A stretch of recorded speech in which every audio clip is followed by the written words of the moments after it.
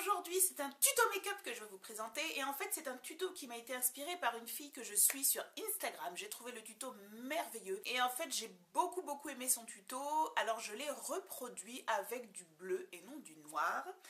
Et je me suis dit que c'était la bonne occasion pour enfin vous faire un tuto avec le Color Tattoo que je vous ai présenté déjà il y a déjà bien au moins 4 mois. C'est le Color Tattoo que j'avais acheté en Andorre, donc c'est le Everlasting Navy, qui est un espèce de bleu nuit très beau. Il a de minuscules irisés bleu clair. Il est merveilleux, il est somptueux. Pour ce tuto, vous aurez besoin de vraiment très peu de choses. Vous aurez besoin d'un crayon blanc, donc pour celles qui ne l'ont pas, c'est le NYX Jumbo Eye Pencil en teinte Milk. Voilà. Si vous n'avez pas le crayon blanc de NYX, donc qui est vraiment blanc et crémeux, je peux vous conseiller, mais ça je pense que le résultat ne sera pas le même, le crayon Jumbo Waterproof de Sephora en teinte beige, le numéro 5, mais vous voyez, ça n'a rien à voir.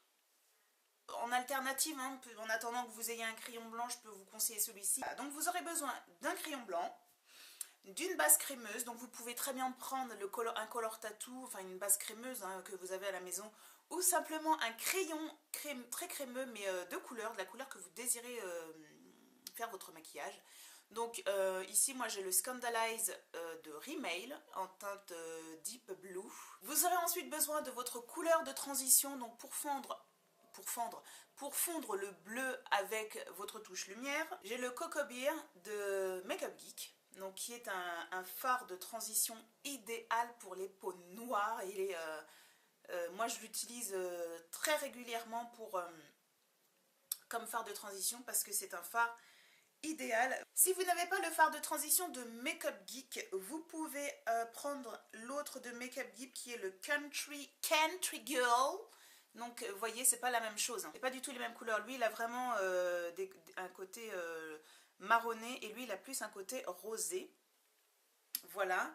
Et si vous n'avez pas de Makeup Geek chez Sephora, vous pourrez trouver un fard de transition, donc qui est dans ma palette, c'est celui-ci, qui est le Cocoa Powder, le numéro 21. Donc ça c'est celui de Makeup Geek. Vous voyez, c'est à peu près pareil, hein. Et l'autre c'est celui de Makeup Geek mais qui tire vers le rose. Voilà. Je vous conseille vraiment d'investir dans un fard marron mat. Un peu comme ça, un peu votre couleur de peau mais en mieux, on va dire. Moi c'est comme ça que je le considère. C'est un peu ma couleur de peau mais en mieux. Je ne sais pas comment expliquer, mais bon, voilà. Parce que c'est vraiment des couleurs de transition qui vous assurent un make-up réussi. Hein.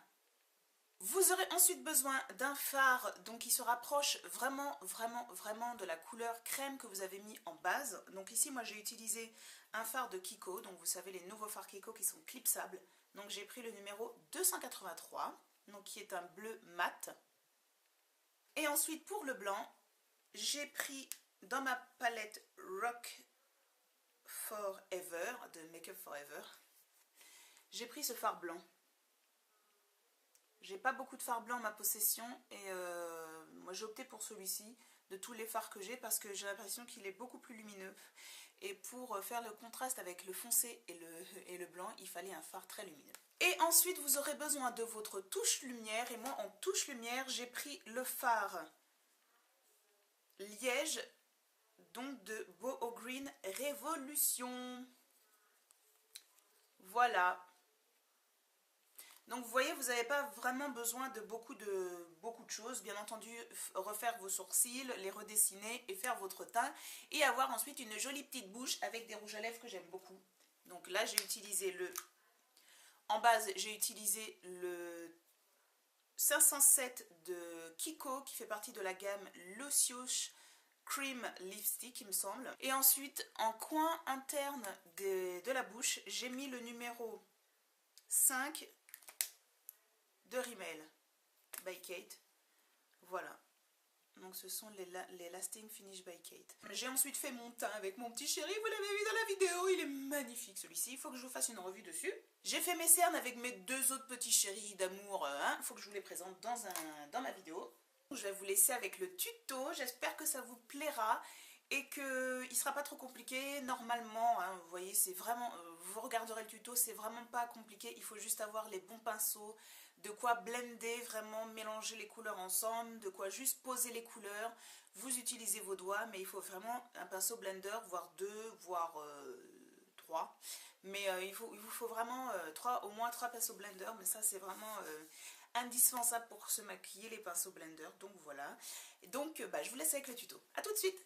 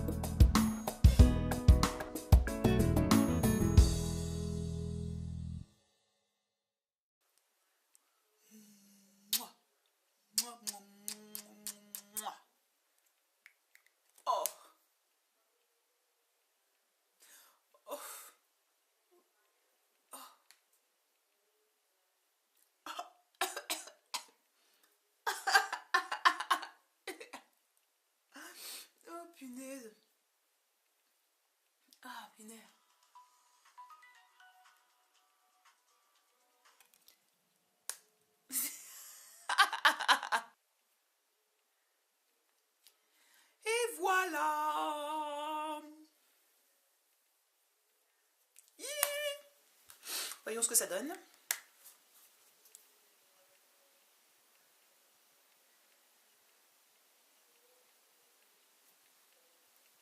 On a le pustule. Et voilà, ce tuto est terminé. J'espère que ça vous a plu, j'espère que ça vous a inspiré et j'espère que vous pourrez surtout le reproduire à la maison. N'hésitez pas, si vous êtes sur Instagram, à me faire une belle photo et à m'indiquer en fait dans votre photo @amberdress, que je puisse voir votre réalisation, ou sinon vous m'envoyez un petit mail, ou sur Facebook. Je pense que sur Facebook en message privé vous pouvez m'envoyer des photos. Je ne suis pas très forte en informatique, mais je pense qu'il y a un truc qui peut se faire comme ça. Voilà, donc j'espère que cette vidéo vous aura plu. Et je vous dis à bientôt les filles. Salut!